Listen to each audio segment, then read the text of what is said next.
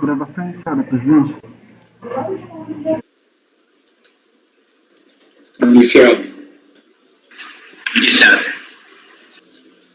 Ok, colegas, vamos então dar seguimento à nossa sessão de julgamento do período da tarde do dia 8 de outubro de 2020 e vamos dar seguimento à nossa sessão de julgamento pelo item 485 da pauta, 485 do contribuinte Sidney Ribeiro, de relatoria do conselheiro Márcio. Márcio, então, pode passar a leitura do voto. Presidente, eu vou tentar fazer uma leitura bem mais sucinta a partir das alegações de recurso voluntário, por se tratar apenas de depósitos bancários de origem não comprovada para os quais o contribuinte foi comprovado a apresentar a origem dos recursos. No recurso voluntário, a primeira assinalação dele é a existência de vício por ausência de designação prévia de data e local do julgamento e intimação ao contribuinte, no caso, na primeira instância. Isso é o que eu rejeito de plano, uma preliminar de nulidade que eu rejeito de plano, por não haver previsão legal nem normativa para que seja publicada a pauta de julgamento da DRJ, nem tampouco intimado o contribuinte a comparecer ao julgamento. Segundo ponto, ele aborda a inconstitucionalidade da quebra de sigilo bancário sem prévia autorização judicial. Esse ponto também já é superado por nós, como sabemos, não há quebra, mas sim transferência ao sigilo fiscal. Ele reitera o direito à informação do dossiê fiscal aos nossos colegas representantes dos contribuintes, aliás, todos nós somos, mas selecionados pelas entidades que representam os contribuintes. O dossiê fiscal é um instrumento de preparação da ação fiscal, é algo que antecede o início da ação fiscal e que a norteia e que a dirige. Não é um documento processual, mas é um documento apenas que comunica a intenção dentro da própria administração tributária. Daí porque não é um documento que vai espelhar, vai ser necessário dar vista ao contribuinte para que ele possa se defender, já que dele não deflui nenhuma acusação. Então, é outra alegação que eu rejeito. Ele fala que os equívocos de interpretação é decorrente, na verdade, de uma inversão do ônus da prova ilegal. Aí eu explico a presunção, como funciona a tributação presumida por depósito bancário de origem não comprovado e como esta se materializa. Ele invoca a súmula do extinto TFR, número 882, a qual não é aplicada. Ele ressalta não ter havido variação patrimonial a descoberto, que também não é necessário analisar. E aí, agora, eu vou entrar diretamente no voto propriamente dito, popular todos esses trechos que eu fiz apenas pinceladas, que são matérias bem pacíficas dentro da turma, e vou direto, presidente, à página, deixa eu pegar aqui o número da página exata, página 13, no final da página 13, eu indico que o contribuinte apenas reiterou as alegações que já apresentadas na impugnação, daí porque me vale o parágrafo 3º do artigo 57 do RICAF. Porém, presidente, eu acolho apenas parcialmente, apenas uma alegação do contribuinte por reconhecer. Bem,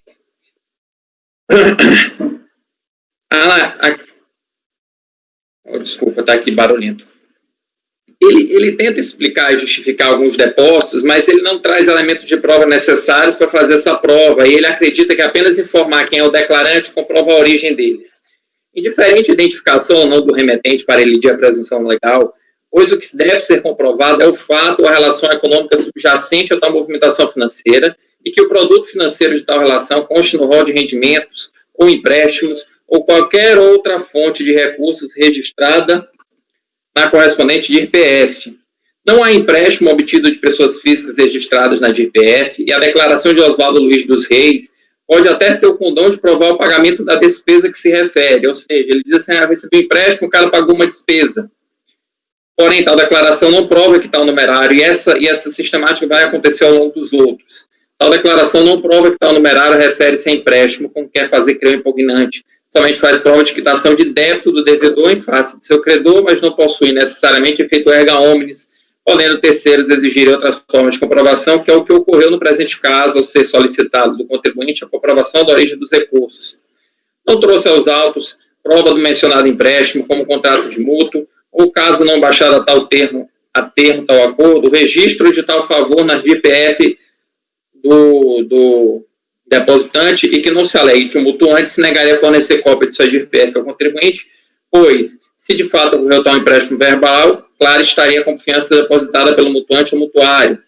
Não a prova do negócio jurídico sustentado pela defesa, pois a declaração de Amaury Gomes do Santana, de novo, é o mesmo esquema. Então, vai tudo do Oswaldo, do Amaury, eu não vou ler todos, do Eric Alexander, são todas as mesmas razões. Então, por ausência de prova do negócio jurídico em pauta, desses supostos empréstimos, não foi acatada a pretensão do contribuinte.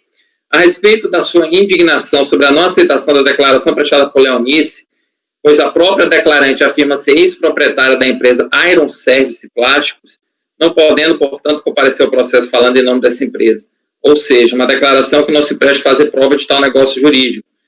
Explico. Aqui é o negócio jurídico é feito com a empresa, não com a pessoa.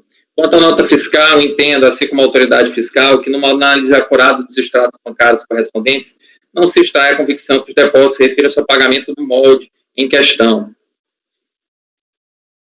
Mais à frente, ele fala de novo, a declaração do Oswaldo não poderia ser descartada para ausência de procuração da empresa. Aí ele rebate, tal declaração não tem força probatória por si só, podendo a autoridade fiscal, como fez, porque pratica o ato vinculado obrigatório, exigir elementos probatórios seguros para confirmar a existência de tal negócio jurídico.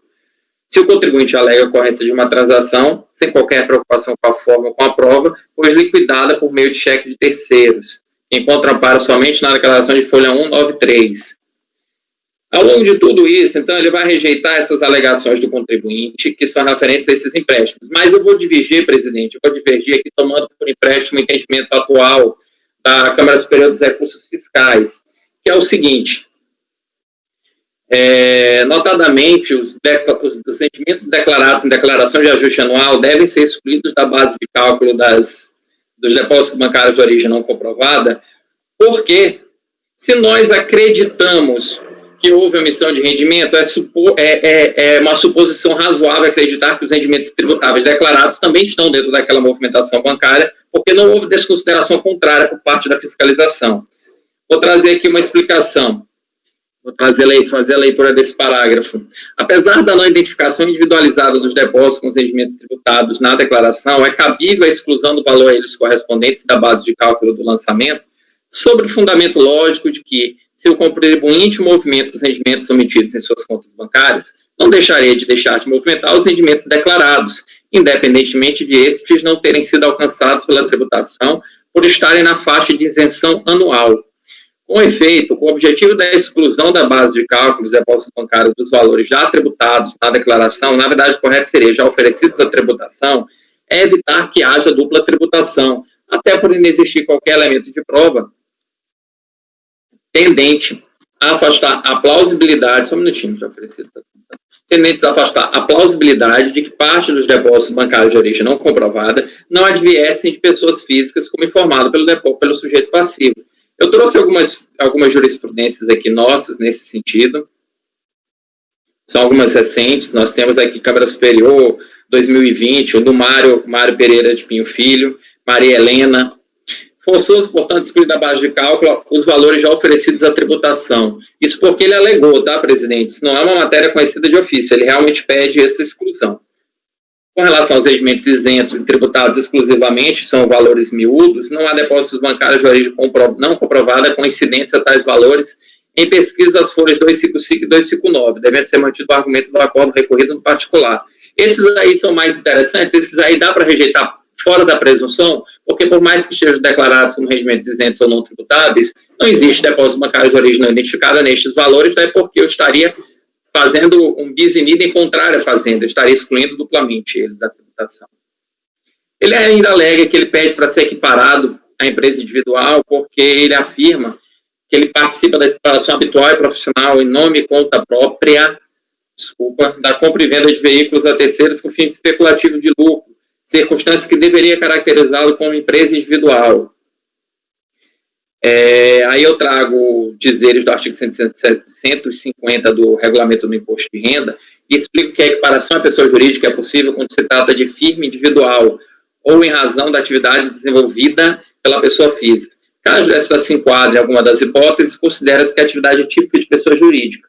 No caso concreto, afora a falta de devida comprovação da origem dos recursos, o contribuinte requer a equiparação à pessoa jurídica, desacompanhada da comprovação do exercício da alegada atividade empresarial e baseado no argumento de que, quase totalidade. Sua movimentação decorre da exploração habitual em nome por conta própria, como eu já li. Não tem prova nesse sentido. Ele pede ainda a inobservância do parágrafo 3º do artigo 42, que é a súmula CAF 62. Todavia, como é fácil perceber das tabelas de folhas 255 e 262, os depósitos iguais inferiores a 12 mil não podem ser excluídos, pois o somatório ultrapassa 80 mil. Também sobre a inexigibilidade de coincidência de datas e valores, eu até entendo que a lei não fala isto expressamente, mas é uma decorrência lógica do parágrafo 3º do artigo 42. Se, exemplifico, houve crédito de 5.422 em tal data, é plausível esperar que a comprovação escorreita apresente provas bastantes que indiquem um crédito neste valor e nesta data. Vamos esperar que, hipoteticamente, um cheque de R$4.000 comprove o depósito apresentado, ou então uma transferência entre contas da mesma titularidade no mesmo valor, mas havida em outra data. Faço mesmo. Não faria. Naturalmente que a coincidência pode ser mitigada caso a caso, em caso de observância do prazo, de compensação bancária de 1 ou 2 dias ou de retenções, na fonte, na quantia antes do depósito bancário. Entretanto, via de regra, para que haja comprovação idônea, análise individualizada e minudente requer esse atributo. Enfim, no caso concreto, o contribuinte não demonstrou a origem dos recursos depositados. Então, presidente, meu voto é por dar provimento parcial apenas para excluir os rendimentos declarados já oferecidos à tributação nas DAA, esses valores abaixo. É como voto. Eu disse que era extenso, mas daria para fazer uma leitura rápida e dá também para jogar de uma maneira rápida.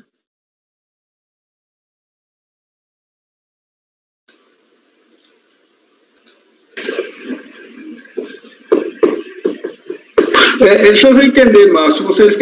Dá para você ler o fim aí?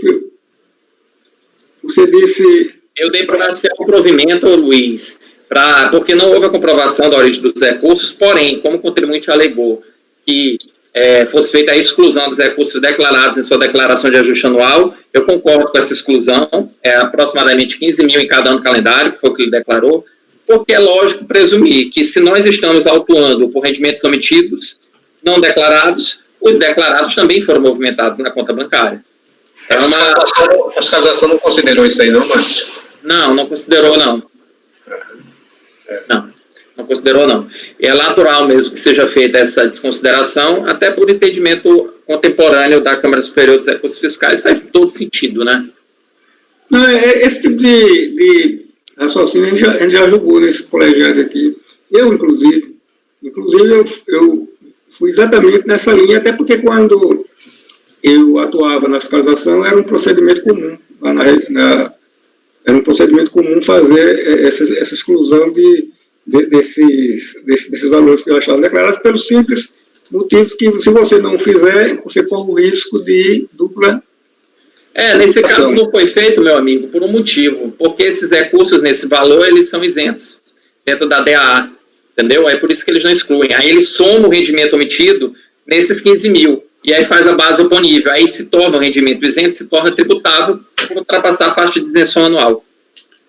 Mas de qualquer forma, era para ele ter tirado a parte isenta. Se eles não considerarem e colocarem dentro do valor, caracteriza a duplicidade de tributação, né? Sim. Não, mas seu voto está tranquilo. Sim, só para lembrar, um processo de 4 horas, tá? Esse raciocínio é exatamente esse mesmo que vocês desenvolveram. O riso da Ana vale por tudo agora. Tá. Alguém mais gostaria de comentar o processo ou o voto do Márcio? Alguém, além de mim, diverge do relator? Ninguém? Só eu? Então, tá. Então, colegas, vai ficar assim o resultado do julgamento. Tu só nega o provimento, Denis, só para confirmar, é isso? Oi? Tu só negaria o provimento? Eu nego o provimento, isso. Eu não incluiria a base da declaração de ajuste anual, por qual razão? Só para eu saber do fundamento, só para eu conhecer também. Eu vou acompanhar a decisão da RJ. Da RJ esclarece ali. Tá bom. É a mesma decisão da RJ ali. A RJ trata dessa questão. Item 485 da pauta, do contribuinte Sidney Ribeiro. Ficou assim o resultado, então. Acordam os membros do colegiado, por maioria de votos, em dar provimento parcial, né, ao recurso voluntário, para excluir da base de cálculo Eu coloco do lançamento? Não. Da autuação? Não. Ou deixo só a base de cálculo? Da base de cálculo, os seguintes valores já oferecidos à tributação nas declarações de ajuste anual. 2 pontos. 15.180, entre parênteses, ano base. Posso colocar no calendário, em vez de colocar no base? Acho que é um termo que não se usa mais, né? Só para dar uma,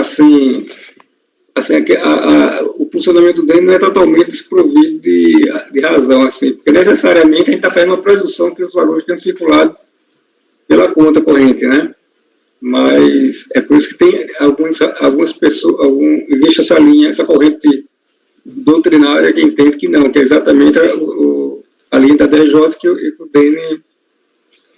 DN comunga, mas... Só para esclarecer, posso te interromper, Luiz? Gente, acho que nós já julgamos esse aqui, né? Podemos seguir para os próximos. Tem um monte de processo aqui, senão a gente não vai conseguir. Pode ser? Ficou assim: acordos membros colegiados por maioria de votos em dar provimento parcial ao recurso voluntário para excluir da base de cálculo os seguintes valores já oferecidos à tributação nas declarações de ajuste anual. 2 pontos. Daí, 15.180, parênteses, ano calendário 2003, fecha parênteses, e 15.800, parênteses, ano calendário 2004, fecha parênteses. Ponto. Vencido o conselheiro Dene, que negou o provimento ao recurso. Tá? Nossa, eu morro de vontade de discutir, a gente tem vontade, mas tem tanto processo na lista aqui. Esse foi o 485. O próximo agora, colegas, é o 497, e aí depois vamos fazer o 500 da Ana. Item 497, Márcio, também é seu. 497. Tá, tô só abrindo aqui. Um segundinho. Não é nem 2 segundos, é 1 segundo mesmo. Tá. É um pedido de restituição. Tá. Só um pouquinho. Colegas, a gente vai fazer o julgamento agora do item 497 da pauta, da contribuinte Maria Lúcia Regnier Guimarães. Regnier Guimarães. Eu acho divertido o DN tentando falar alguns sobrenomes. Renier, não é Renier aqui, sei lá, de relatoria do conselheiro Márcio. Márcio, pode então fazer a leitura do voto. Tá calor mesmo. Trata-se de um pedido de restituição sobre rendimentos pagos por meio de precatórios pedido pelo Estado do Paraná, e que a contribuinte considera isentos porque teriam natureza indenizatória. A Autoridade Administrativa de Curitiba, ele indeferiu o pedido de restituição porque foi feito em desacordo com a legislação, uma vez que o interessado, em vez de ter concretizado uma pretensão através do formulário pedido de restituição, deveria ter procedido à retificação de sua DIR-PF. Basicamente é isso, então. Seria, então, admitir ou não a forma. Então, vamos lá. O fundamento para o indeferimento do pedido de restituição é de ordem formal, pois está proposto em desconformidade com a legislação de regência. Qual a legislação de regência? Dessa forma, o litígio está limitado somente a abordar matéria prejudicial à análise de mérito, não devendo se miscuir nesta, a fim de respeitar o princípio do duplo grau. Qual é a base fática? Artigo 10, parágrafo 1º da IN 900, ele fala o seguinte: não ocorrendo a devolução prevista no artigo 8º ou nos termos do artigo 9º, a restituição do indébito de R sobre rendimentos sujeitos ao ajuste anual será requerida pela PF à EFB exclusivamente mediante a prestação de DIR-PF, exclusivamente. Na hipótese de rendimento isento ou não tributável declarado na DIR-PF como rendimento sujeito à incidência de imposto de renda e ao ajuste anual, a restituição do indébito de imposto de renda será pleiteada exclusivamente mediante a apresentação de DIR-PF retificadora. Esclareça-se que esta prescrição teve por escopo conferir celeridade à análise dos pedidos de restituição quando versasse sobre rendimentos isentos ou não tributáveis, declarados como tributáveis na declaração de ajuste anual, conferindo maior grau de praticabilidade à tributação por meio do tratamento informatizado dessas demandas em massa, em homenagem ao princípio da eficiência. Trata-se de obrigação acessória aplicável às pessoas naturais na forma do parágrafo único do artigo 194, e que não comporta o descumprimento apenas por temor, e isso a contribuinte afirma, por temor de que a elaboração da DIR-PF retificadora poderia causar a incidência em malha fiscal, sofrendo eventual autuação, caso o entendimento manifesto no mérito não fosse acolhido pelo fisco. essa confissão apenas ratifica a compreensão da contribuinte de qual era a forma correta de pleitear a restituição no caso apresentado. Ademais, caso também caísse em malha, teria a oportunidade de recorrer às instâncias administrativas e defender o aspecto meritório ou ao judiciário pelo princípio da inafastabilidade da jurisdição, que não exclui de sua apreciação lesão ou ameaça de direito. Optou, do contrário, em pedir a restituição em forma manifestadamente avessa à legislação de regência, mostrando-se corretas as decisões que indeferiram seu pedido por não obedecer à forma disposta na IN, que disciplina a matéria, e cuja edição mais recente, a 1717, continua privilegiando seu parágrafo 1 do artigo 20. Nestes termos, entendo correto o indeferimento do pedido de restituição, questão prejudicial à análise do mérito, relacionada à natureza indenizatória do adicional por tempo de serviço e gratificação de chefia. Com relação ao pedido eventual de aplicação retroativa da IN 1127, a fim de que sejam deduzidos honorários advocatícios, custas e contribuição previdenciária, tal pedido não pode ser apreciado em respeito ao ato jurídico perfeito. A sistemática de apuração do imposto de renda adotada pela nossa legislação permite ao contribuinte, por ocasião da constituição do crédito tributário via autolançamento, lançar despesas legalmente dedutíveis e reduzir a base de cálculo de imposto. Ressalto, permite deduzir, mas não obriga a lançar tais despesas. Assim não cabe a este órgão de julgamento o refazimento da declaração de ajuste anual, esse é o meu entendimento, que vocês já conhecem, ainda mais, pois, quando da publicação da IN 1127, sequer o contribuinte poderia retificá-la antes do atingimento do prazo decadencial, qualquer que fosse a regra de contagem adotada para tal.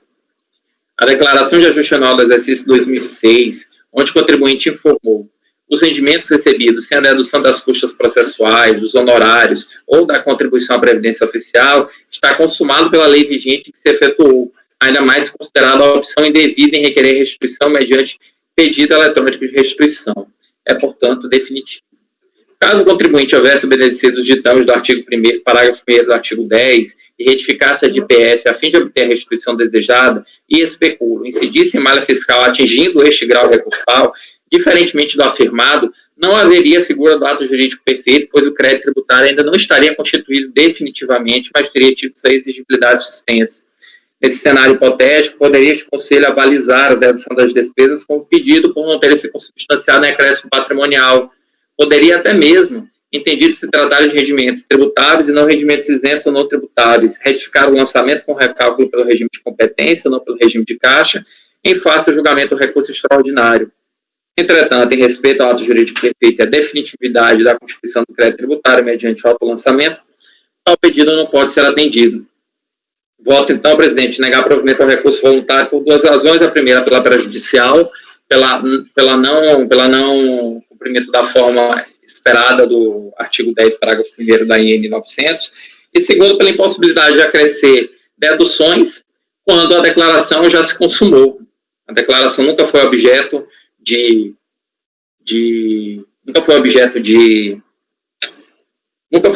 contencioso administrativo, 5 anos depois se aperfeiçoou e se consumou definitivamente. Ok, Márcio.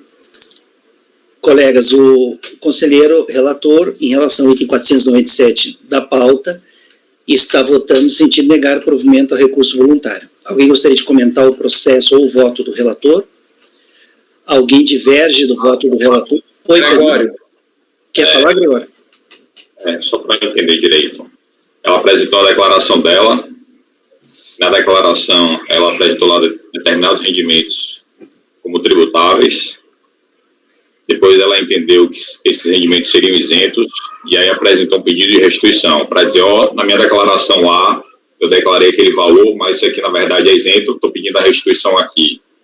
Aí a unidade de origem deferiu porque falou, você não tinha que apresentar restituição, você tinha que retificar sua declaração. O processo é esse. Vou divergir, presidente. Ok. Vai divergir para dar provimento? Para aceitar a restituição, o pedido de restituição? Eu vou divergir e aí vou devolver o processo para a origem para analisar o mérito do pedido. Da verba, né, que ela pede.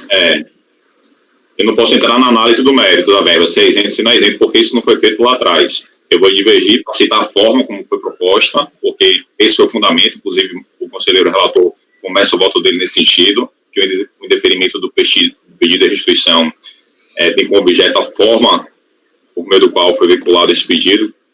Então, eu vou superar isso, devolver o processo para a unidade de origem para ser avaliado o mérito do pedido dela. Tá. Alguém mais gostaria de fazer algum comentário? Vamos fazer votação individual, então. Francisco, como você vota? O relator. Gregório vai divergir. O Márcio, como você... O Márcio mantém o voto. Renata, como vota? Eu vou divergir também, usando até o argumento do próprio relator. Afinal de contas, a gente tem que ser útil, né? A gente tem que mostrar o que a gente está fazendo aqui. Tá. Vou divergir. Rafael, como vota? Eu acompanho a divergência. Luiz, como você vota? Relator. Ana, como você vota? Divergência. Eu ouvi um voto aqui do João, de 2018, então a turma não era igual, mas era o contrário a situação, mas parece que vocês se inclinaram a esse entendimento que a gente está votando agora também, apesar de que lá é o contrário, mas foi esse o entendimento. Tá. Eu vou acompanhar o relator também. Tá.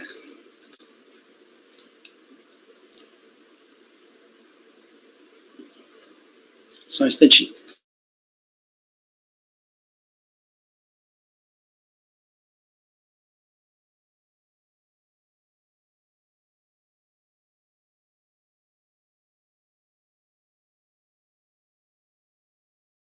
Só uma brincadeira, foi o primeiro pedido de restituição que eu analisei, que era o que mais analisava na DRJ, era pedido de restituição, declaração de compensação. Quando eu era da terceira turma, trabalhava com RPJ, CSLL, aí tinha muito pedido de saldo negativo, pedido de PIS e COFINS não cumulativo. É a primeira vez, Luiz, que eu analiso o pedido de restituição, me senti em casa agora.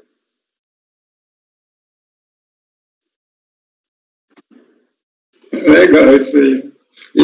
Desde que eu cheguei que eu me sinto em casa, porque esse processo, a maioria desse processo é exceção daquelas coisas assim, mais complexas, a maioria a gente vê na revisão. Na revisão, não só administrativa, como no retorno da Procuradoria. Ana, qual é o precedente do João que você achou que a gente julgou? Sim, fechei ele aqui. Fechei tudo. É de 2018. Tá. Colegas, teve empate aqui, só que é pedido de restituição. Aqui eu estou aplicando o voto de qualidade. E aí, ficou assim, acordo dos membros colegiados por voto de qualidade e negar provimento ao recurso voluntário. Vencidos os conselheiros Gregório, Renata, Rafael e Ana, que... Aí eu preciso da ajuda, Gregório. Vocês foram... Você que... porque você falou assim, determinar o retorno dos autos, mas assim, como que eu coloco? Que entenderam pela possibilidade do pedido através de pedido através Eu tenho uma sugestão muito melhor, que superar a questão prejudicial. Deram provimento ao recurso voluntário, determinando... É bom dizer. Mas... superar a questão de prejudicial de mérito da formalidade da prestação do pedido de restituição. Quanto à formalidade da prestação do pedido de restituição, algo parecido. Que foi isso que o Gregório decidiu, né? Superar a questão de prejudicial. Na verdade, eu estou analisando só uma prejudicial. A outra questão é paralela. Uma questão de fundo. Tem uma sugestão, Gregório, de texto? Oi? Provimento ao recurso voluntário, determinando o retorno dos autos para a unidade de origem para análise do mérito do pedido de restituição. Esse foi o pedido do contribuinte no recurso? Esse é um pedido do contribuinte? Eu preciso resgatar, Luiz, desculpa. Tô com o teu mal, trocando o nome. Deixa eu olhar aqui no meu relatório se eu falo qual é exatamente o pedido dele. Recurso voluntário, tendo reiterado as razões da impugnação. O que ele requereu na impugnação, então? Repete para mim, Gregório, que deu provimento ao recurso, que deram provimento ao recurso para... Determinar o retorno dos autos.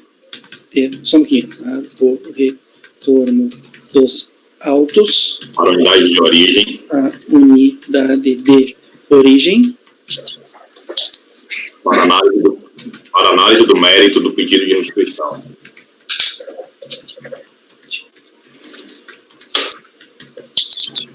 Isso já ocorreu, né? É um reexame.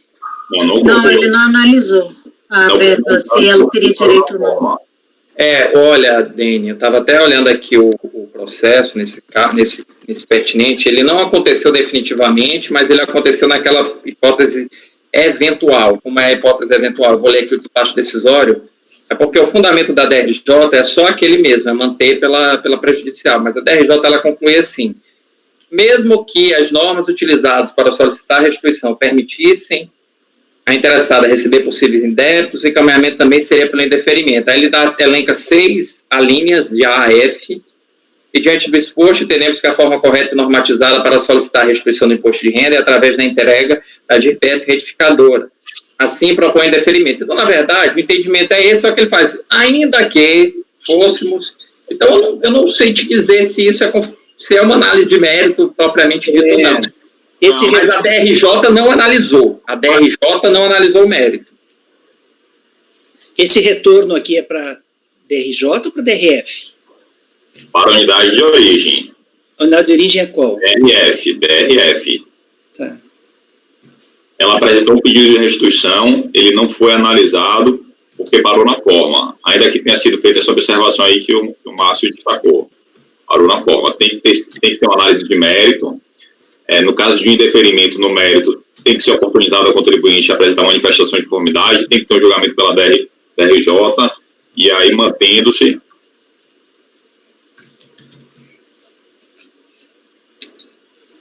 É isso. Mas a decisão da DRJ, só para esclarecer, é só no sentido da prejudicial, ela para ali.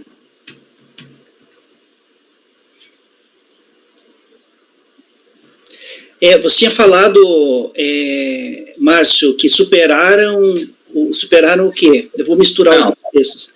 Vou falar, da autoridade lançadora... Não. O Gregório superou, a Ana, a Renata... A prejudicialidade, a questão prejudicial, não foi isso? Isso, é a prejudicial do mérito. Que superaram a prejudicial... que superaram a prejudicial de mérito, determinando e deram provimento ao recurso para veja se espelha aqui o decidido, tá? Acordam os membros do colegiado, por voto de qualidade, em negar provimento ao recurso voluntário. Vencidos os conselheiros Gregório, Renata, Rafael e Ana, que superaram a prejudicial de mérito e deram provimento ao recurso para determinar o retorno dos autos à unidade de origem da Secretaria Especial da Receita Federal do Brasil para análise do mérito do pedido de restituição. Seria isso? É isso, Gregório? Renata, fazendo a cabeça, é isso? Então tá. E aí, Gregório, o que tu acha? Análise conclusiva. É melhor, né? Porque eles podem dizer, não, mas a gente fez uma análise, ainda que superficial. O que tu acha? Pode ser. Embora não tenha sido fundamento no indeferimento. Tá, incluir o conclusivo aqui, tá? Então, perfeito. Tá. Então, colegas, negado o provimento ao recurso e no dispositivo ficou consignada a decisão dos conselheiros vencidos, tá? Esse foi o item 497 da pauta da contribuinte Maria Lúcia Regnier. Márcio, vai lá de risada lá. Guimarães, tá? Ok, colegas, esse foi o 497, agora vamos fazer o item 400, o item 500 da pauta. O item 500 é de relatoria da conselheira Ana. O item 500 é do contribuinte José Soares dos Santos. José Soares dos Santos. Deixa eu pegar aqui o item, Ana. Aí já lhe passo a palavra.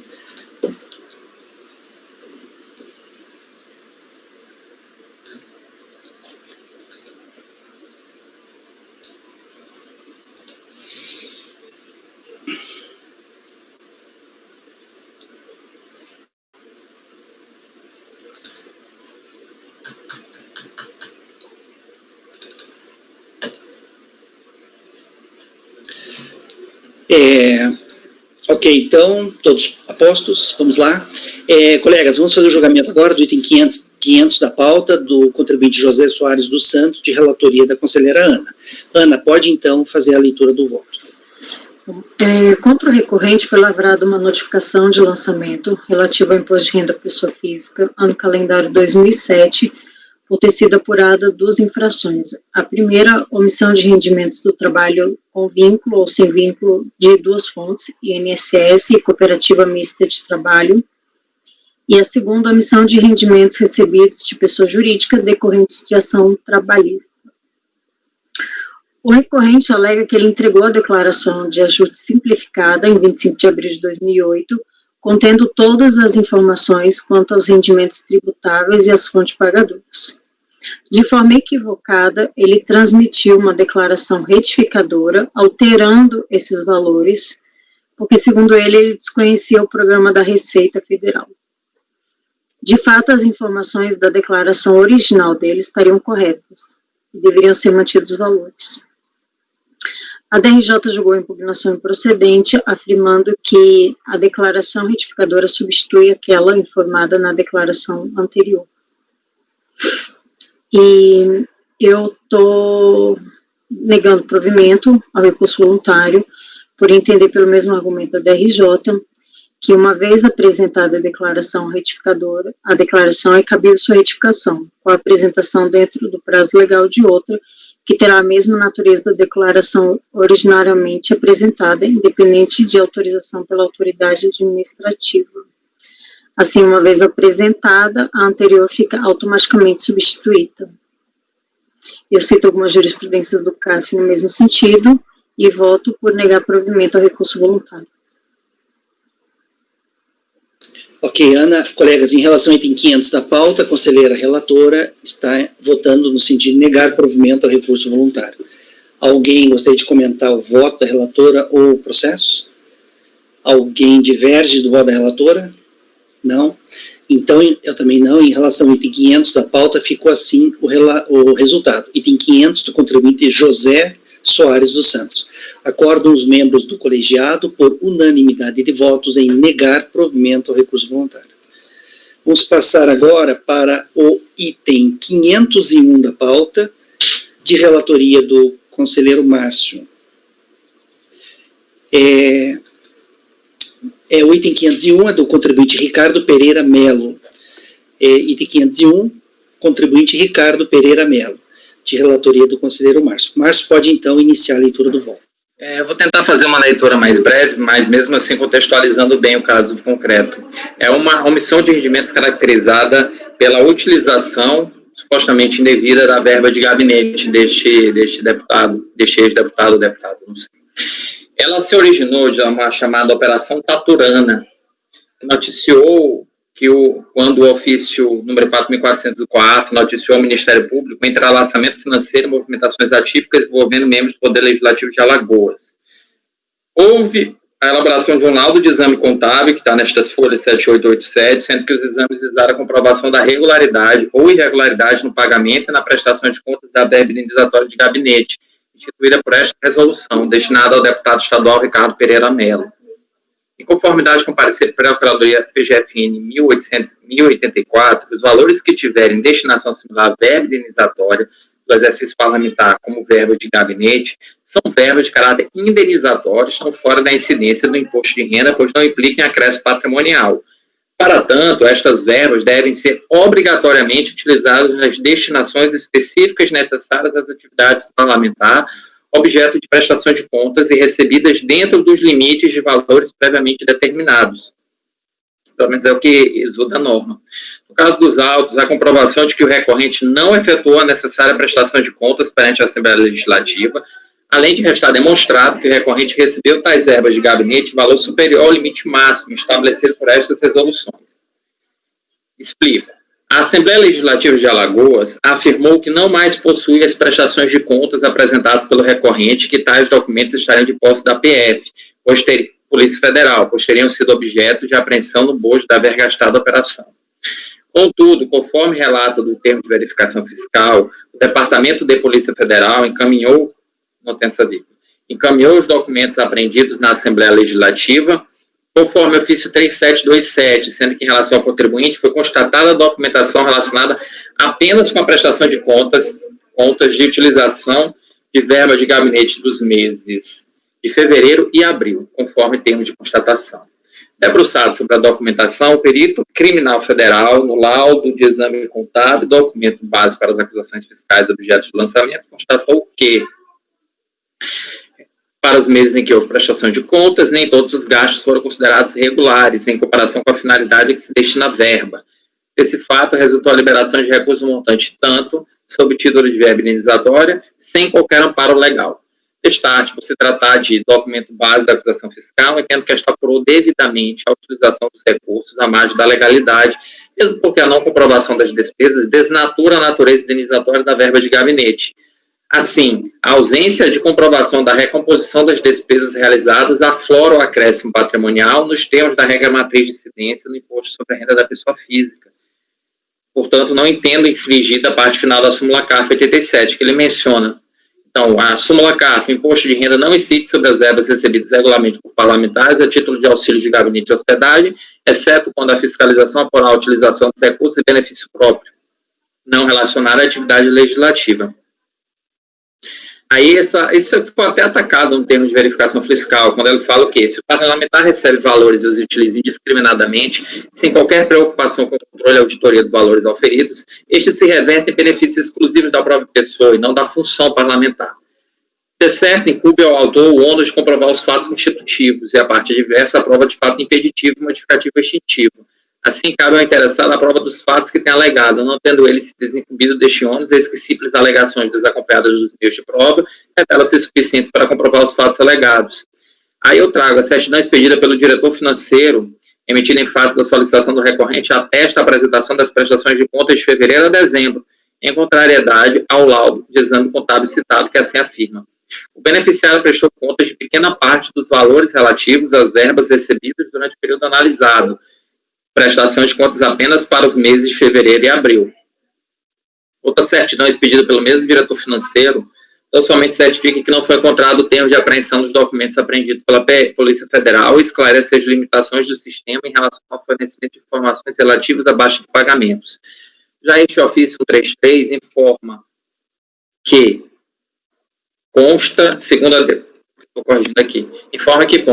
diretoria financeira, que o autuado teria prestado contas. Contudo, a documentação referente à prestação de contas não estaria mais em poder da diretoria financeira, mas da Polícia Federal, e a Assembleia não teria cópia de tal documentação, nem como informar o beneficiário das despesas, valor, etc.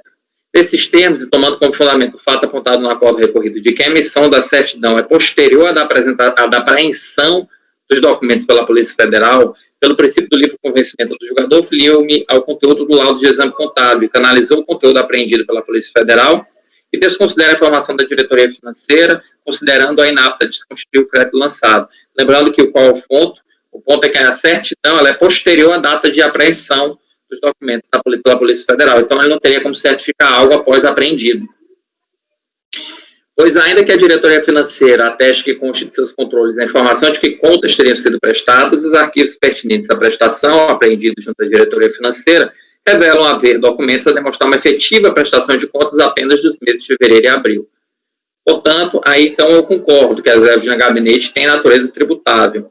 E aí ele afirma que a resolução 482, ela foi editada em momento posterior, ela tinha natureza interpretativa, então ela retroagiria para aumentar o limite dos valores que ele poderia destinar à verba de gabinete, que é também uma das causas, a utilização além dos limites, e não apenas só sem prestação de contas. Apesar de autodenominar-se interpretativa, trouxe em seu bojo matéria que inovou a ordem jurídica estadual alagoana, ao alterar os limites máximos dos valores previstos como verbas de gabinete dos parlamentares estaduais, com o intuito de contornar a manifesta irregularidade consistente em pagamentos que excediam consideravelmente os limites máximos permitidos e, com isso, pretender dar respaldo jurídico aos referidos pagamentos. Eu trago aqui uma tabela mostrando que isso aí foi tirado, na verdade, da decisão, que mostra a evolução, né, dessas resoluções. Então, era 10 mil, começa com 10 mil, aí se retroagisse para esses anos anteriores, o que era de 10 mil ampliaria para 30.400, por exemplo, dos anos 2000 a 2006. Observe-se, ademais, que as normas objeto da interpretação são literais e não deixam margem para dúvida quanto à aplicação do multiplicador sobre o limite mensal, sendo aquela norma que inovou na legislação ao estabelecer outro limite, sendo aquela norma que inovou na legislação ao estabelecer outro limite, daí afastando o caráter exclusivamente interpretativo que autorizaria sua retroatividade. Oportuno recordar que os valores adotados pela fiscalização correspondem aos limites calculados pelos peritos da Polícia Federal expressos no laudo acima. Vale mencionar ainda que o artigo 2º estabelece que a data de entrada em vigor é a data de sua publicação, espantando qualquer dúvida que permanecesse a respeito da inaplicabilidade do diploma ou ano calendário da infração. Dessa forma, os valores percebidos acima do previsto e desacompanhados de prestação de contas deveriam ter sido oferecidos à tributação. Nesse tema, Operação Taturana, eu trouxe alguns outros acordos que também julgaram pela mesma procedência, então eu trouxe aqui exemplificativos, 3 acordos, 2 de 2019 e 1 de 2012, da mesma operação. Assim, presidente, eu nego o provimento ao recurso voluntário pelas razões agora expostas. Nossa, eu tive um igualzinho desse. Você não achou nenhum da nossa turma? Meu? Algum desses talvez não seja, Renata. Não, porque não tem nenhum 2402 aqui. Não tem nenhum que tenha sido, acho que o meu. Porque senão seria 2402. Mas eu tive um idêntico, igualzinho. Como você decidiu, eu não procuro, deixa eu procurar aqui. Foi igualzinho, eu lembro muito bem. Inclusive o argumento de que era posterior a data, essa data que... Como é que ele ia fazer um negócio que era posterior? Ele ia dar uma certidão posterior à data que aconteceu? Igualzinho. Gente, incrível.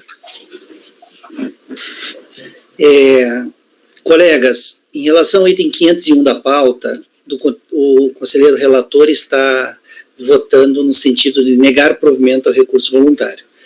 Alguém gostaria de fazer algum comentário do processo do voto? Não. Alguém diverge do voto relator? Não. Então, em relação ao item 501 da pauta, do contribuinte Ricardo Pereira Melo, 501, Ricardo Pereira Melo, estará assim consignado na ata. Acordam os membros do colegiado por unanimidade de votos em negar provimento ao recurso voluntário. Agora vamos passar para o item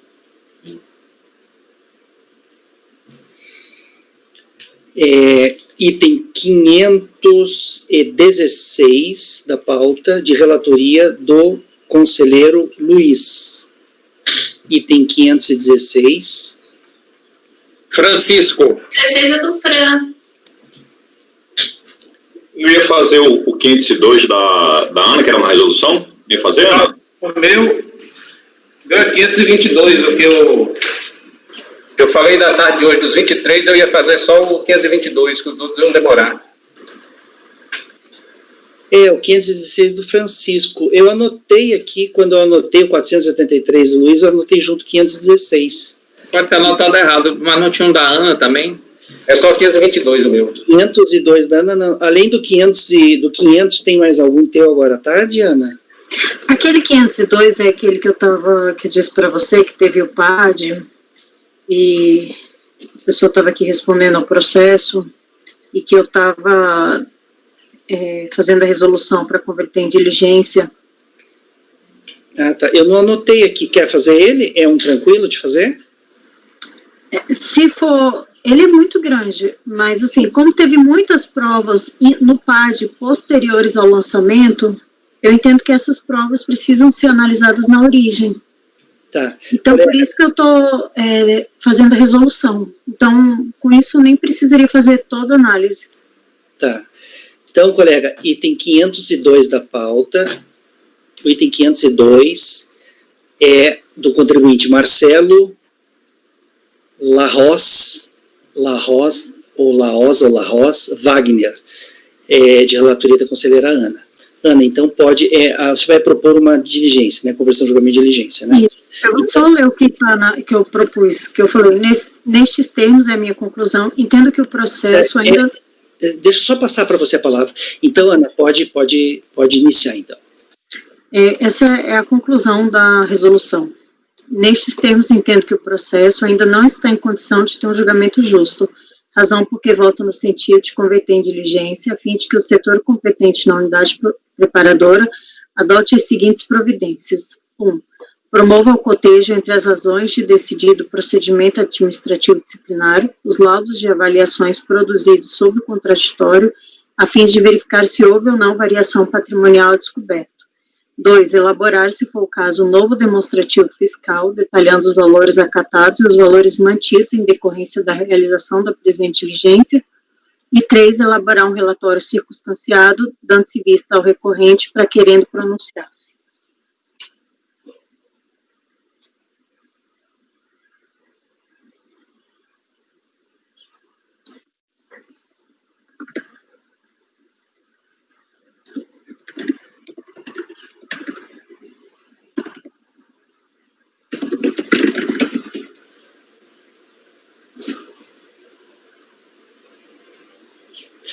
Colegas, em relação ao no item 502, houve a apresentação de vários documentos, junto com o recurso, né, Ana? Junto com o recurso voluntário? Em vários momentos. Em vários momentos. Porque ia tendo os acontecimentos no PAD e ele trouxe aqui. E, ao final, o PAD foi julgado favorável para o contribuinte. E a alegação aqui é de variação patrimonial descoberto. E lá no PAD, ele foi inocentado das acusações. Tá. Colegas, a conselheira relatora, ela está precisando dessas informações para julgar. E está propondo, então, a conversão do julgamento de diligência para que a unidade de origem, para que a fiscalização se pronuncie sobre essa documentação toda, né? Promova o cotejo entre as razões de decidir e tal, elabore um novo demonstrativo e tal. Colegas, alguém diverge da proposta de conversão de julgamento de diligência? Ninguém diverge. Eu também não vou divergir. Então, ficará assim.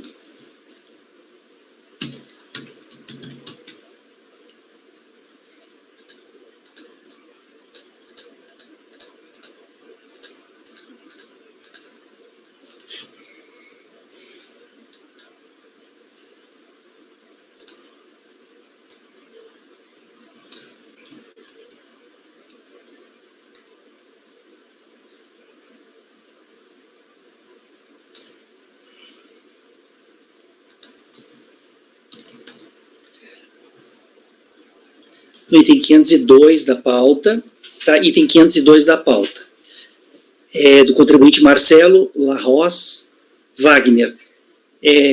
Ficou assim, então. Resolvem os membros do colegiado, por unanimidade de votos, converter o julgamento em diligência para que a unidade de origem da Secretaria Especial da Receita Federal do Brasil preste as informações solicitadas nos termos do voto que segue na resolução, consolidando o resultado da diligência de forma conclusiva e informação fiscal que deverá ser cientificada ao contribuinte para que, a seu critério, apresente manifestação em 30 dias. É isso, né, Ana? Nesse caso aqui, tem que intimar o contribuinte para ele tomar conhecimento do resultado de diligência. Então tá, colegas, esse foi o item 502 da pauta. Na minha ordem aqui, colegas, o próximo item da pauta, então, seria o 518 do Luiz. É isso, Luiz? E depois o 522 do Francisco. É isso, Luiz?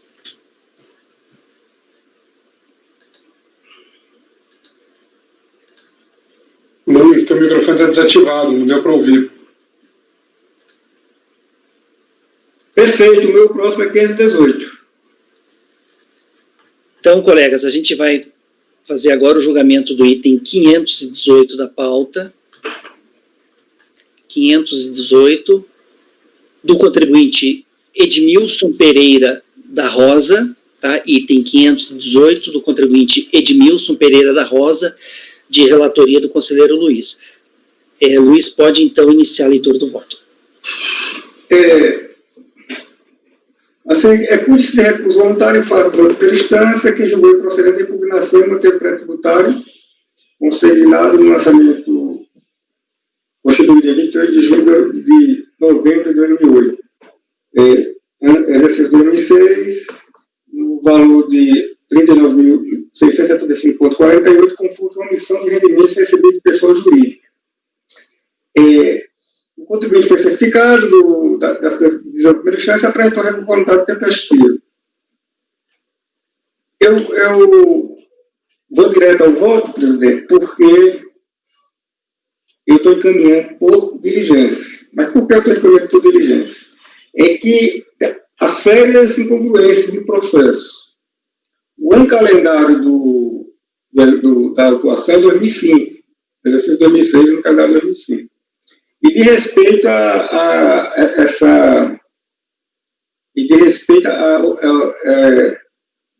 esses rendimentos que estão em litígio de respeito a uma ação judicial que o contribuinte recebeu.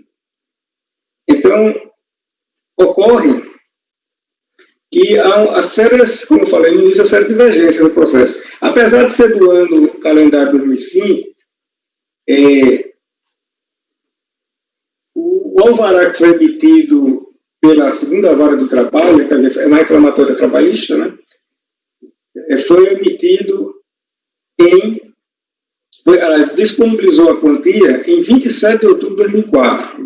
Vamos prestar atenção às datas, 27 de outubro de 2004. Eu estou colocando o número das folhas, porque o processo está disponibilizado, os colegas podem ir consultando.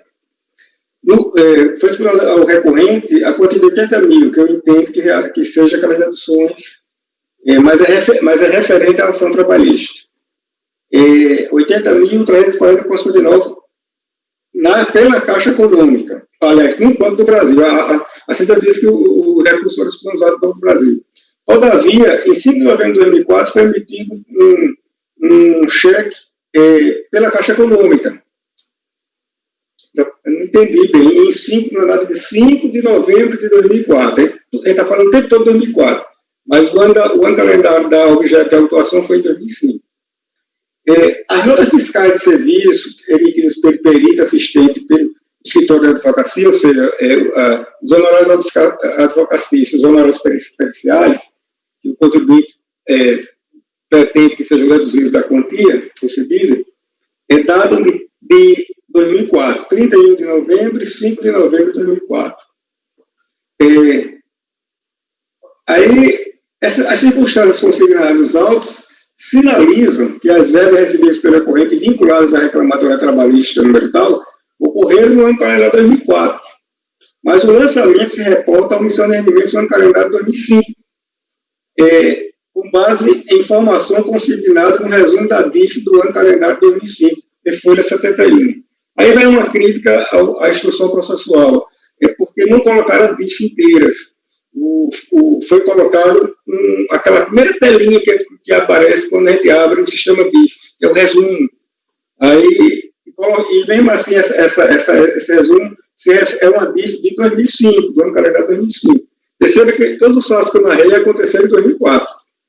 Aí, a minha pergunta que está dentro do próprio voto, afinal, a disponibilidade econômica e jurídica das verbas recebidas em virtude da reclamatória trabalhista ocorreu no ano calendário de 2004 ou de 2005. Essa informação, para mim, é imprescindível para continuar o tal curso contencioso. Aí eu estou solicitando conversando o processo em diligência, para que a unidade de origem da Receita Federal esclareça em que ano calendário rendimentos objeto da omissão constatada e vinculadas à reclamatória trabalhista foram efetivamente recebidos pelo contribuinte, ano calendário 2004 ou 2005, apostando a usar a cópia integral, não apenas o resumo, das DIF do ano calendário 2004 e 2005, bem assim proceder ao oitiva do contribuinte para constar os outros documentos que disponha relativos à reclamatória trabalhista, inclusive comprovando o depósito de conta corrente, o saque em espécie na instituição financeira e cópia de sentença com discriminação das verbas pagas. Informar se na declaração de ajuste anual, no exercício 2005, no calendário 2004, o contribuinte declarou rendimentos recebidos em face da já citada reclamatória trabalhista. Aí, ao fim da diligência, é o procedimento padrão, consolidar o resultado em informação fiscal, anexando todos os documentos colhidos no sistema da Receita Federal e, se for o caso, também aqueles que o contribuinte venha trazer aos autos, dando ciência a este para seu critério apresentar contra-razões no prazo de 30 dias. É o voto, presidente. Ok, Luiz. Colegas, em relação ao item 518 da pauta, em relação ao item 518, o conselheiro relator está propondo uma diligência para que a Receita Federal, a unidade de origem, preste algumas informações necessárias para o julgamento no entendimento do relator. Alguém diverge da proposta de diligência? Ninguém diverge? Eu também não, então ficará assim consignado na ata. No item 518 do contribuinte Edmilson Pereira da Rosa, resolve os membros do colegiado, por unanimidade de votos, converter o julgamento em diligência para que a unidade de origem da Secretaria Especial da Receita Federal do Brasil preste as informações solicitadas nos termos do voto que segue na resolução, consolidando o resultado de diligência de forma conclusiva e informação fiscal que deverá ser cientificada ao contribuinte para que, a seu critério, apresente manifestação em 30 dias. Esse foi o item 518 da pauta. Vou ter agora o item 522 da pauta, e aí faremos os itens de sessões passadas. Faremos agora o item 522 da pauta de relatoria do Francisco. Item 522 é do contribuinte Rosendo Vanderlei Franciuli. Rosendo Vanderlei Franciuli. Item 522. Francisco, pode iniciar a leitura do voto.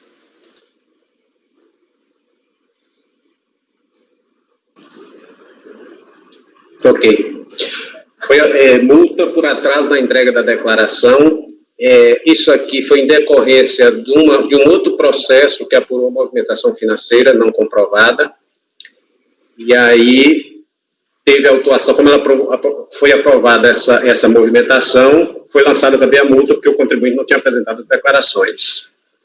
Aí a DRJ manteve a autuação, o contribuinte no recurso, eu vou ler aqui, porque às vezes a gente vai sintetizar e diz alguma palavra com imprecisão e aí não fica legal. Ele traz: nulidade do lançamento, eis que a conclusão da fiscalização se deu fora do prazo previsto do MPF. A multa por atraso na entrega da declaração não pode incidir sobre o imposto apurado, caracterizando-se verdadeira ofensa aos princípios do não confisco, razoabilidade e proporcionalidade. Dito julgamento deverá ocorrer juntamente com aquele do processo número tal, que é o 19.515.0010.97.2009.42, que foi o que apurou a omissão de rendimento da movimentação financeira. A impossibilidade de acumulação de mensal da multa. O patrono deverá ser intimado para querendo fazer sustentação oral, e aí traz jurisprudência. O MPF, a questão do MPF aqui, eu acompanho a DRJ, não tem, foi prorrogado, tudo certinho, não tenho o que questionar. O processo da multa principal, ele já está com decisão definitiva, já está aqui, eu estou correndo no voto aqui, depois essa questão de princípios constitucionais que ele questionou, que a gente afastou, descendo no voto aqui, aí eu tenho aqui no mérito, delimitação da lide, eu tenho questão prejudicial. O julgamento do processo no tal, favorável ao recorrente, realmente refletiria no montante da multa por atraso na entrega da declaração objeto deste julgamento. Contudo, o ditado fato não ocorreu. Eis que foi negado provimento ao recurso interposto pelo requerente naquele julgamento. Nessa perspectiva, igualmente, não se admitiu seguimento do recurso especial interposto, restando o crédito ali confirmado já inscrito em dívida ativa. Ou seja, a alegação dele que esse julgamento dessa multa não poderia ser feito enquanto não resolvesse o outro processo, porque tem uma incidência de base de cálculo mensal, isso está superado porque foi confirmado. Sustentação oral também, a pedido do patrono, a gente afasta, isso já é notório aqui o procedimento. E aí, em relação ao MPF, eu transcrevo aqui, acompanha a DRJ, inclusive a fundamentação da multa, dos juros, essas questões todas, e nego o provimento ao recurso.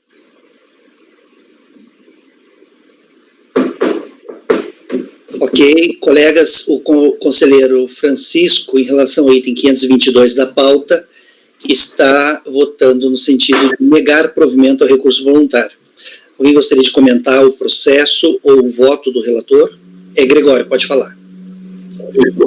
A multa foi calculada a a partir do imposto apurado pela fiscalização ou imposto apurado pelo contribuinte na sua DITR, ou DITR, ó, na sua declaração de imposto de renda?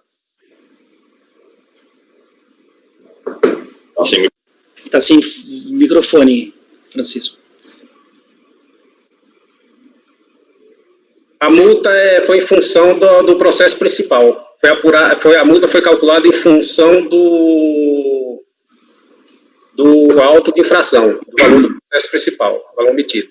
mas é multa por atraso na entrega da declaração. Isso, exato. Eu vou divergir, presidente.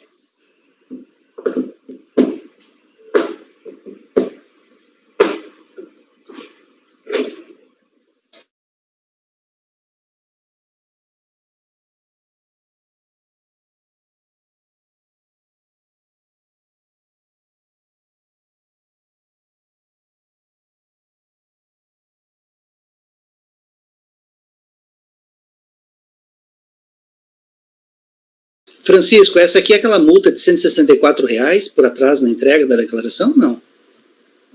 Não é aquela multa, né? É aquela multa. Só que essa de 164 é o valor mínimo, né? Ah, tá. Ela é um percentual em cima do valor do imposto devido. Do valor mínimo de 164.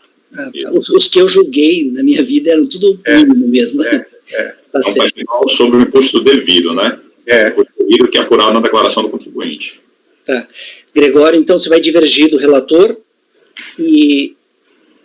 Vai divergir, né, Gregório? Divergir. Vou dar provimento, cancelar o lançamento. Dá provimento. O Gregório, então... Na verdade, esse tema a gente já discutiu antes aqui. Essa posição do Gregório já não é a primeira vez, né? O Gregório, então, diverge do relator, dá provimento... Eu só queria saber qual o fundamento, porque eu nunca decidi uma multa dessa nesses termos. Por que o Gregório está divergindo? Ele só divergiu, mas eu não entendi muito bem a causa. Porque a base de cálculo foi o valor calculado pela fiscalização, e não o imposto devido calculado pelo contribuinte. A base de cálculo da multa, no meu entendimento, é imposto devido. Imposto devido é aquele que é apurado pelo contribuinte na declaração dele. Porque a multa, inclusive, independe de atuação do principal. O simples atraso é o fato gerador para aplicar a multa, para o lançamento da multa. Se tem lançamento do principal, se não tem, isso independe. São coisas autônomas entre si. Então, a base de cálculo é o imposto devido apurado pelo contribuinte. Não aquele que foi objeto de lançamento pela fiscalização. Tá. Então, colegas, o Gregório, então, diverge do relator e dá provimento ao recurso. Márcio, como você vota? Eu posso pedir um minutinho só? Realmente, porque eu não conheço a legislação dessa matéria, eu estava procurando a IN, ou, no caso, a lei. Quer pedir? Que é o decreto-lei. Que é o decreto... Não, eu estou abrindo aqui o decreto-lei, eu só vou ler É que é 5h30 já, né? De repente dá tempo de a gente fazer... Se eu não errar, que eu lembro de cor, se eu não me esqueço, é 1% do imposto devido, limitado a 20%, eu sei que tem um teto, e o valor mínimo é 164, que é aquele valor lá, é alguma coisa mais... 165,74. Isso, Tá, presidente, eu vou nesse momento acompanhar o relator, mas eu vou me excluir mais dessa matéria depois, a futuro. Faz sentido o argumento do Gregório mesmo, é um argumento muito sólido de que o contribuinte não tem razão de aumentar a multa pelo lançamento de ofício, não. Tá certo. Não é proporcional. Tá certo, então. O Márcio, então, acompanha o relator. Renata, como você vota? Acompanha a divergência. Divergência. Luiz, como você vota? Deixa eu só entender, é uma MAEG, foi uma MAEG do lançamento, Francisco? Não, Luiz, isso aqui foi o seguinte, foi uma operação de depósito bancário.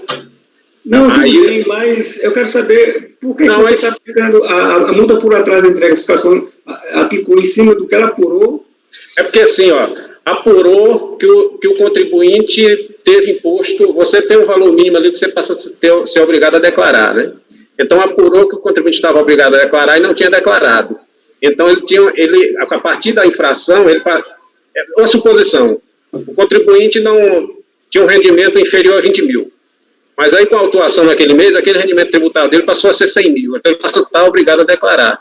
Aí, a fiscalização, além do auto em si, da movimentação financeira, fez um outro auto, é mais ou menos parecido com o CFL, entendeu? Vinculado. Tanto é que o que ele pediu, que esse processo aqui fosse julgado só depois do outro, porque a multa reflete porque o percentual dela incide sobre o imposto do outro. Mas não houve declaração do contribuinte? Ele apresentou a declaração? Não, a multa é justamente por conta disso.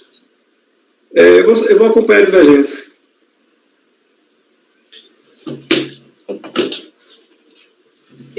Ok, o Luiz acompanha a divergência. Ana, como você vota? A divergência é do Gregório. Eu acompanho a divergência. Ok, eu vou acompanhar o relator. Ô, Dani, você não falei o meu voto, mas eu acompanho divergência, tá? O juiz relator é o membro de um tribunal que é o responsável por analisar principalmente... É isso mesmo, assim. Você viu, ela está me dizendo o que é um relator aqui. Até a Siri está me dando, puxando a orelha, você viu? Não me parece muito razoável, sabe? Você está aplicando duas multas aí, você está aplicando uma multa de uma declaração que o contribuinte não entregou. Então, a multa é por atraso na entrega, ele não entregou, ele é omisso. Então, não é a fiscalização que vai constituir a multa. Inclusive, uma cumulatividade de multas aí, né? Porque, veja, se o contribuinte apresenta a declaração dele em atraso, e está tudo certinho com a declaração dele, baixa em fiscalização e está tudo certo, não tem nenhum lançamento a ser feito na declaração dele, não seria devida a multa porque a declaração está certa? Seria, porque o fato gerador da multa é entregar em atraso. Seria devido, ainda que a declaração dele estivesse correta, seria devida a multa. O critério material do antecedente normativo da incidência da regra matriz é exatamente isso que você está dizendo, entregar a multa e entregar a declaração em atraso. Tá, exatamente isso aí. Tá, a Ana, então, acompanhou a divergência, eu acompanho o relator. Então... Eu acho que você queria falar a Renata e falou a Ana, aí você talvez tenha pulado a Rê. Eu pulei a Rê também? Ai, gente, desculpa, meu cérebro já não está funcionando. Renata, eu tinha perguntado... Eu tinha acompanhado a divergência. Renata já votou. Então tá. Renata já votou. Ah, tá, então tá. Perfeito. Então tá, colegas, todo mundo votou, né? Deu maioria de votos pelo voto pela divergência, né? Pois é, gente. Gregório, alguém se habilita a fazer o voto vencedor aqui? Eu faço, bem. Eu tenho voto já. Eu já fiz voto vencedor, acho que do Francisco nessa matéria, inclusive.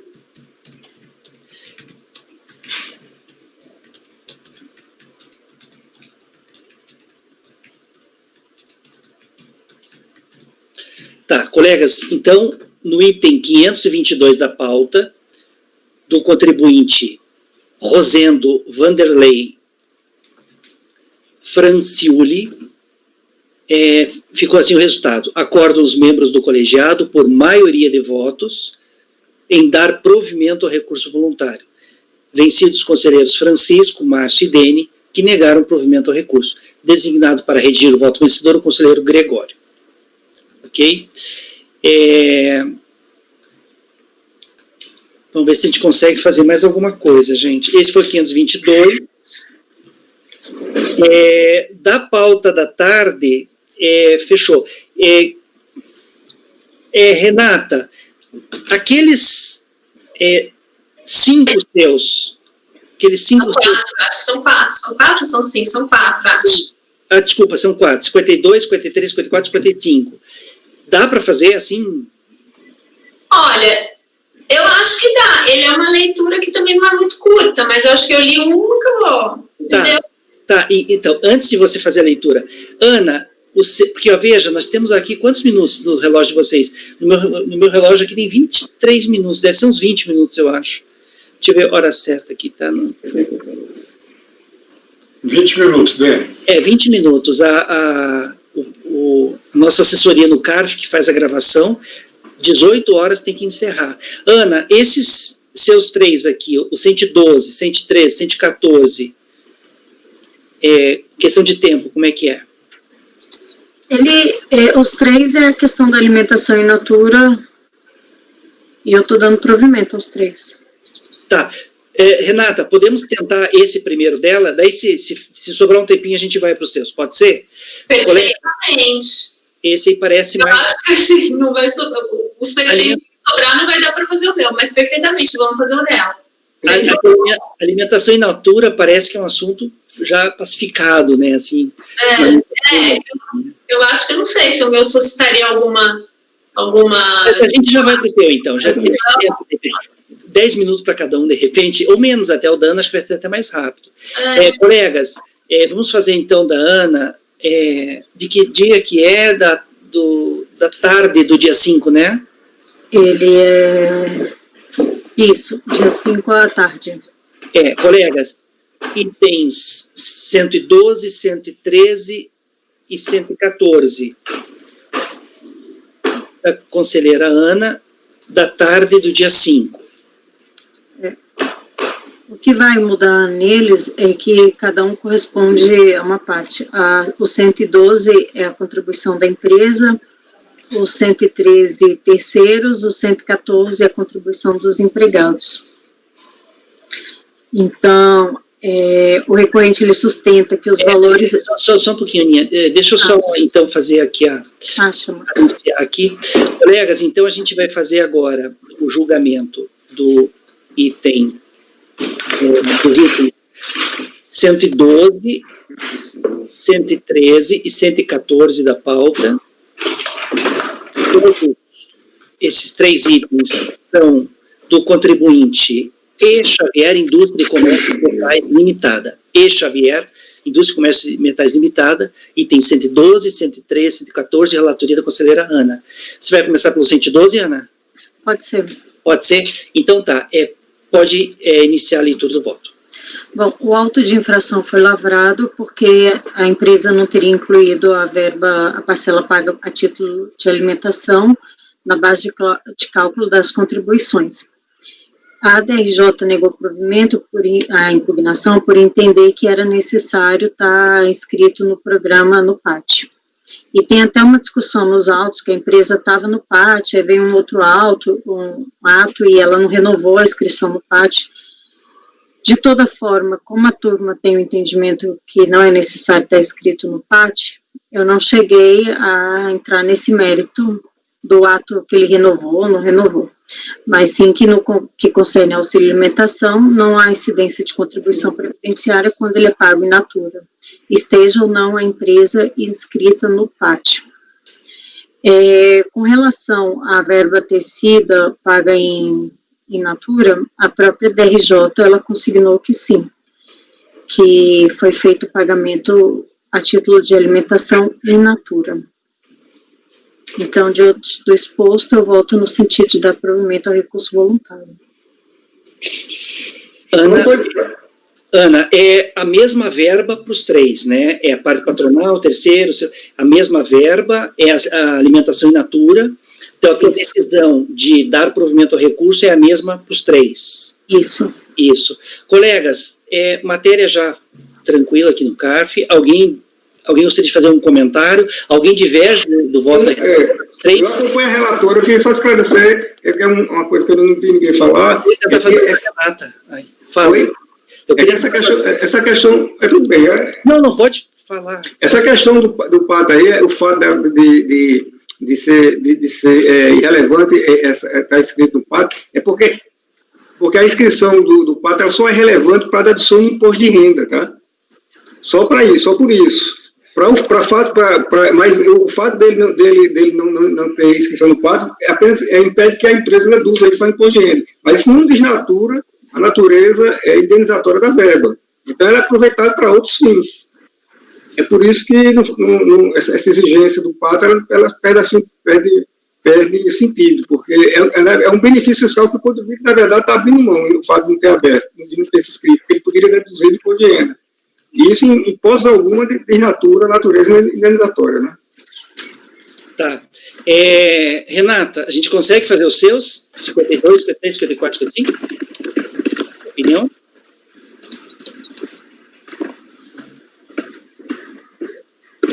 Microfone. Edene, você não proclamou o resultado de todos. Não, eu já falei, né? Colegas, então vamos lá. Vamos lá de novo. Não. Tá, em relação aos itens 112, 113, 114, todos da contribuinte E. Xavier Indústria e Comércio de Metais Limitada, ninguém diverge dentro do voto da relatora, ela deu provimento ao recurso, ficará assim os 3 itens, 112, 113 e 114. Acordam os membros do colegiado por unanimidade de votos em dar provimento ao recurso voluntário. Ok? Colegas, agora vamos ver se a gente consegue, acho que tem uns 10 minutos, né? São os itens 52, 53, 54 e 55 da conselheira Renata. Vamos lá. Os itens são da contribuinte Jaciara, cartório do primeiro ofício de registro de imóveis e títulos e documentos. Tá? São os 4 itens dessa contribuinte. Jaciara, cartório do primeiro ofício, registro de imóveis, títulos, documentos e protestos, né? Renata, você vai começar por qual? Por 52 mesmo? 52 mesmo. Tá. Renata, é o seguinte, dado o adiantado da hora, tá? Se puder fazer um resumo, tá? E ir direto para o voto, fazer um resumo, fique à vontade. Sim.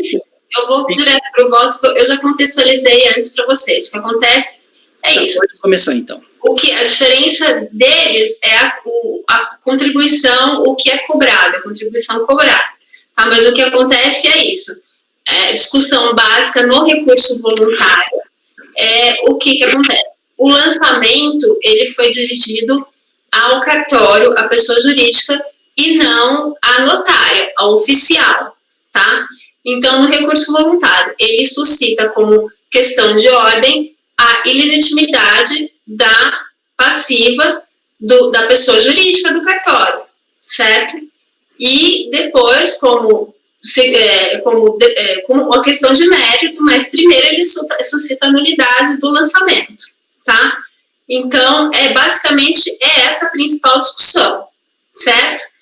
Então, eu vou passar para o voto já direto, certo?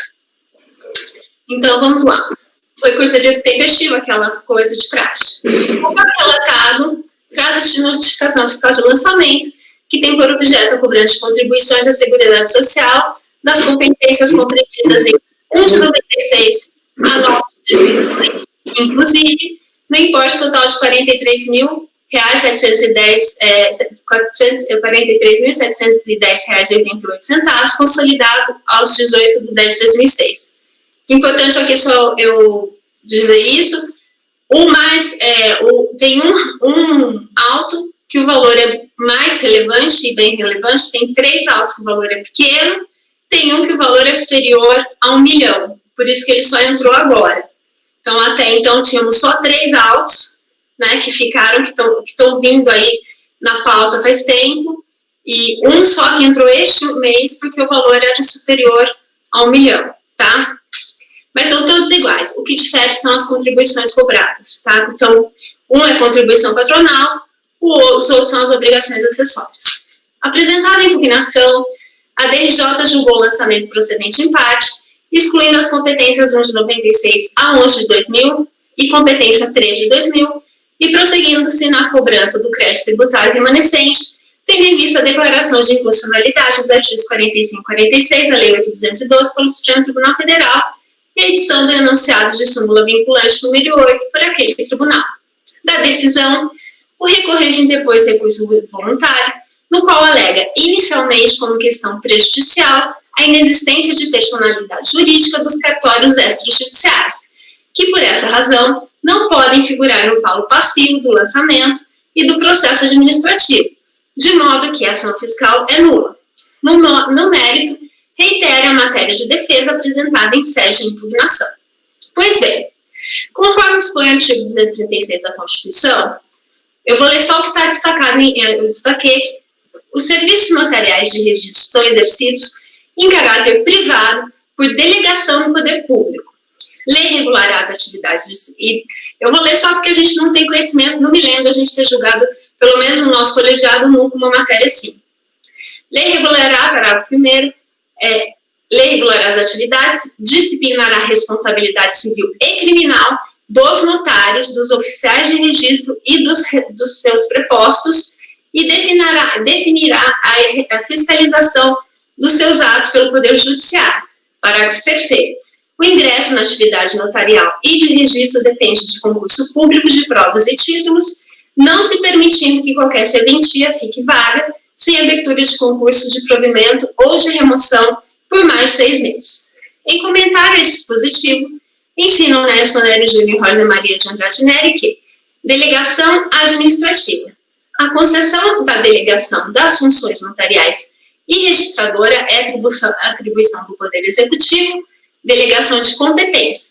Cabe, portanto, ao Poder Executivo delegar a função administrativa notarial e registradora, cabendo ao Poder Judiciário, única e exclusivamente, a fiscalização desses serviços e a aplicação de penalidades administrativas, salvo de perdas da delegação, somente aplicável pela autoridade delegante, que é o Poder Executivo. O dispositivo constitucional acima reproduzido foi regulamentado pela Lei nº 8935 de 94, que é conhecida como a Lei Expiatórios, que dispõe, dentre outras coisas, o seguinte, vou ler de novo só o que está destacado. Artigo 1º. Serviços notariais de registro são os de organização técnica e administrativa destinados a garantir a publicidade, autenticidade, segurança e eficácia dos atos jurídicos. Artigo 3º. Notário ou tabelião e oficial de registro ou registrador são profissionais do direito dotados de fé pública a quem é delegado o exercício da atividade notarial e de registro. Aí aqui embaixo, artigo 14. A delegação para o exercício da atividade notarial e de registro depende dos seguintes requisitos. 1. Habilitação em concurso público de provas e títulos. E aqui artigo 20. Os notários e os oficiais de registro poderão, para o desempenho de suas funções, contratar escreventes, dentre eles escolhendo os substitutos e auxiliares como empregados, com remuneração livremente ajustada e sob o regime da legislação do trabalho. Parágrafo 1º. Em cada serviço notarial ou de registro público, haverá tanto substitutos, escreventes e auxiliares quantos forem necessários, a critério de cada notário ou oficial de registro. Artigo 21.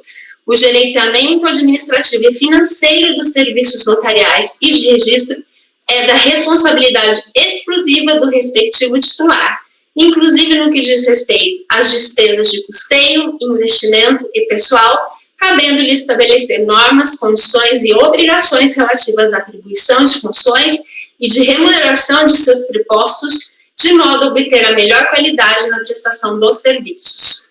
Artigo 22. Os notários e oficiais de registro são civilmente responsáveis por todos os prejuízos que causarem a terceiros, por culpa ou dolo, pessoalmente pelos substitutos que designarem ou escreventes que autorizarem, assegurando o direito de regresso. Artigo 23. A responsabilidade civil independe da criminal. E artigo 24. A responsabilidade criminal será individualizada, aplicando-se no que couber a legislação relativa aos crimes contra a administração pública. Parágrafo único. A individualização prevista no caput não exime os notários e os oficiais de registro de sua responsabilidade civil. Artigo 30. São deveres dos notários e dos oficiais de registro. Aqui, artigo 11. Fiscalizar o recolhimento dos impostos incidentes sobre os atos que devem praticar. Dos dispositivos legais acima transcritos, extraídos da Lei 8935, de 94, que dispõe sobre os serviços notariais e de registro, resta extremo de dúvidas que toda e qualquer responsabilidade pela serventia recai sobre o titular dos serviços notariais e de registro, seja pela gestão administrativa, financeira e de pessoal do cartório, seja por eventuais danos decorrentes dos atos praticados no exercício das atividades notariais, seja pelo recolhimento dos tributos incidentes sobre os atos que devam praticar. Em artigo intitulado Reflexos Processuais e Extraprocessuais, em que aborda o conceito e a natureza jurídica dos cartórios extrajudiciais, Guilherme Infante ensina que é certo afirmar que os serventias notariais e de registro não são pessoa jurídica, não são empresa. A afirmação torna-se inequívoca pela análise da relação jurídica existente entre o titular da serventia e o Estado, ou mesmo porque a organização é regulada por lei e os serviços prestados ficam sujeitos ao controle e fiscalização do Poder Judiciário. Ainda, como reiteradamente mencionado, o cartório não possui personalidade jurídica, a qual só se adquire com o registro dos atos constitutivos na junta comercial ou de registro civil de pessoas jurídicas. A respeito da personalidade jurídica dos cartórios, por sua vez, ensina a doutrina que os serviços notariais e registrais não possuem personalidade jurídica, são meras divisões administrativas nas quais os notários e registradores exercem seu mistério através da delegação estatal. É manifesto que não há atos praticados pelos serviços notariais e de registro. Os serviços notariais e de registro não praticam atos. Quem os pratica, prescinde de referir, são os notários e registradores e seus prepostos, contratados pelo regime seletista. Por conseguinte, conclui-se que o cartório extrajudicial é uma instituição sem personalidade jurídica, sendo certo afirmar que as serventias notariais e de registro não chegam sequer a configurar-se como pessoa, ou seja, representam apenas um local físico onde é exercida em caráter privado a função pública delegada. Deixa eu dar uma arrumadinha aqui, afirmar. Só uma coisa. Esse é um entendimento pacífico da jurisprudência do Superior Tribunal de Justiça, conforme precedentes abaixo citados apenas exemplificativamente, dentre inúmeros outros. E aqui eu sinto vários, e um especificamente aqui embaixo amarelo, que ele trata de matéria tributária. Verifica-se... Renata, deixa eu interromper um instantinho. Tá encerrando já o horário nosso aqui, e eu vou pedir vista desse processo, tá? Eu vou pedir vista, e eu gostaria de perguntar para o Francisco. Francisco, você pediria vista desse processo, para a gente não fazer toda a votação? Você que é o primeiro a votar? Tranquilo. Renata, eu acho que a turma já mais ou menos entendeu o seu posicionamento, né, a questão da legitimidade passiva, né, no caso aqui, né? Você poderia, então, concluir o voto e, para a gente, daí o Francisco de vista, por causa da questão do horário, né? Esse processo vai retornar de qualquer forma, mês que vem, né? A gente vai estudar o processo e senão vai passar aqui, o pessoal do CARF, os assessores, eles têm um horário certinho ali, sabe? Uhum. Desculpa te interromper, tá? Você pode, então, só resumir esse resumo já e finalizar? Pode continuar. Bom, o que eu vou concluir é que, assim, o cartório... Bom, aqui o que eu vou terminar aqui é que aqui, assim, a jurisprudência do STJ é que o cartório, os serviços de registros públicos, os cartórios não têm personalidade jurídica, de modo que quem responde pelos atos decorrentes dos serviços notariais é o titular do cartório, logo o tabelionato não possui legitimidade para figurar no polo passivo da demanda repetitória tributária, por exemplo, portanto ele não tem. E o que eu vou concluir é que quem deveria ter sido autuado seria o notário, e nem há de se falar que ele não tem personalidade jurídica, tampouco personalidade judiciária, porque para ter personalidade judiciária, que seria como o condomínio de apartamentos, etc. e tal, isso depende de previsão legal na lei, o que não existe na lei dos cartórios. Então, eu concluo que entendo que a legitimidade também ausente de capacidade judiciária do recorrente para figurar como sujeito passivo do lançamento é clara e fulmina um ato de nulidade insanável, pelo que ela deve ser reconhecida. Aí, nesse caso, você dá provimento ao recurso, declarando a nulidade do lançamento. Sim, aí eu também analisei o mérito depois, caso seja vencida, nesse entendimento. Esse aqui é um caso que eu gostaria de... Detalhe, outra coisa que é bom eu colocar, essa matéria só foi arguída em sede de recurso voluntário. No entanto, outra coisa que eu também deixei claro aqui, essa matéria é uma matéria de ordem pública, e eu também citei aqui, citei até aqui o precedente, com respeito, para postular em juízo é necessário, o artigo 17 do CPC, é necessário ter interesse e legitimidade, e interesse e legitimidade são condições da ação, que podem e devem ser apreciadas ex officio pelo juiz. Como as matérias de ordem pública são de interesse público, elas não incidem o princípio dispositivo, de modo que as partes, bem como o Ministério Público, pode alegá-las a qualquer tempo e grau de jurisdição, e elas podem e devem, aqui eu cito Carlos Maximiliano, que ele fala sobre matéria de ordem pública, e eu acho que elas podem e devem ser reconhecidas a qualquer tempo e grau ordinário de jurisdição, e, portanto, eu conheço da matéria e aprecio, né, como vocês podem ver. Ok. Colegas, a conselheira relatora, então, está votando por dar provimento ao recurso voluntário para declarar nulidade do lançamento, tá? Quando esse processo... Francisco, você vai pedir vista, então, né? Você pede vista, então, né? Quando esse processo retornar e a gente julgar, colocar em votação... Aí eu faço uma leitura novamente, vocês vão ter que ouvir inteiro. Tá, Renata, desculpa, tá, te cortar assim, por causa do horário mesmo. Aí é o seguinte, aí você faz a leitura, vota, se você for superada, né, por anulidade, a gente entra daí no mérito, daí, tá bom? Sim. Então tá joia. Colegas, então em relação aos itens 52, eu olhei ali... Aí a gente só julgou 52, os outros não julgou por falta de tempo, entendeu? A gente só julgou 52. Quando voltar... Vamos voltar todos na sessão que vem, obviamente. Esse porque saiu em vista, os outros 3 porque não deu tempo. A gente vai jogar tudo, naturalmente. É que eu vi ali que a decisão dela é a mesma em todos, não é, Renata? A decisão é o mesmo voto teu em todos, não é? Sim.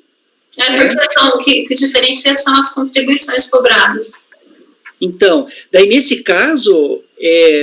Gregório, como é o mesmo voto, a mesma situação, o mesmo resultado do julgamento, as mesmas razões decididas da conselheira, eu estou pensando, então, pedir vista, a ideia seria que eu pedisse vista de todos, tudo bem? Pode ser assim? Né? Francisco, então, fica... Na verdade, eu tenho interesse da vista, mas como eu sou o último a votar, para eu pedir a vista, todos têm que votar. Se o Francisco pede vista, aí a gente já encerra, e daí todos estudam o caso e todos votam na próxima sessão. E, Renato, quando voto, mais um argumento aqui, é que tanto quem responde é o notário, tanto que ele faz livro caixa, né, no imposto de renda.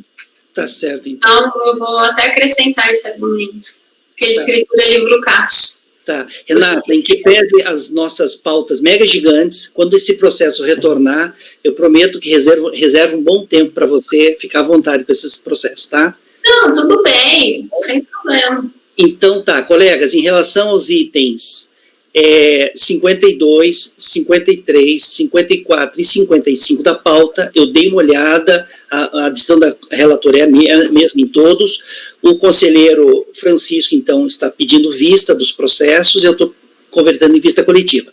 Para esses 4 itens, ficará assim o resultado. Vista para o conselheiro Francisco, sendo convertido em vista coletiva. A relatora apresentou seu voto, dando provimento ao recurso voluntário para declarar a nulidade do lançamento. Na sequência, houve pedido de vista, os demais conselheiros não votaram.